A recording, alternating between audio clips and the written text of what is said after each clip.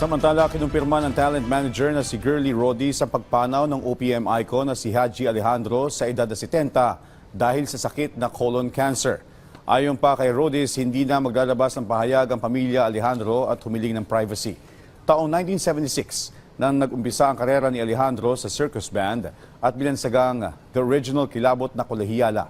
Hindi naman inakala ng kanyang kaibigang si Marco Sison ang biglaang pagpanaw ng kaibigan. Siyempre, hindi ko ine-expect yun. Ang ine-expect ko, is recovering. Po nasa showtime ako noon, maguhurado ako. Medyo irritable ako na hindi ko maintindihan. Alam mo yun yung halo-halong pakiramdam na in denial ka, hindi ka makapaniwala. Kanyang sense of humor, sobra yun, ang galing nun. Alam mo, may pagkamasungit yun, may pagkasuplado yun. No? If you really don't know him and you're not close to him, di ba?